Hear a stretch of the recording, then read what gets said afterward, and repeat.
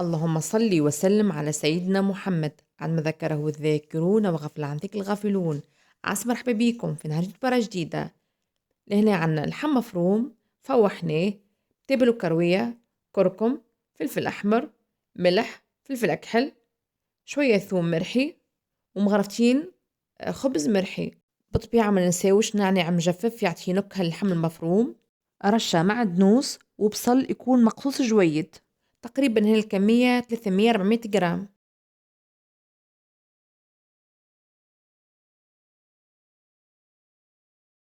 ولهنا عنا راس بسباس قصيناه بالطريقة هذيا شرائح رفيعة، جوليان، معاهم راس بصل وفوحناهم، رشة ملح، فلفل أكحل، وشوية زيت زيتونة.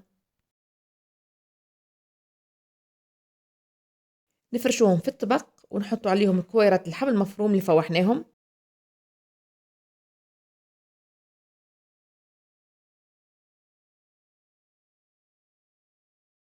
مغرفة طماطم، مغرفة صغيرة هريسة عربي، ومعهم كيس ماء، نخلطوهم ونصبوهم في الطبق متاعنا من الفوق.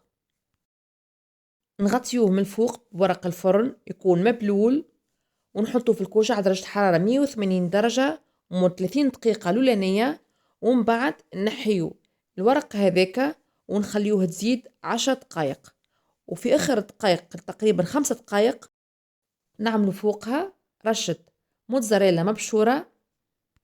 وهذه كانت بارتنا اليوم، نجمو نقدموها مع خبز وإلا حتى مع صحين روز. ما بقى كان نقولكم في دبار أخرى وبسلامة.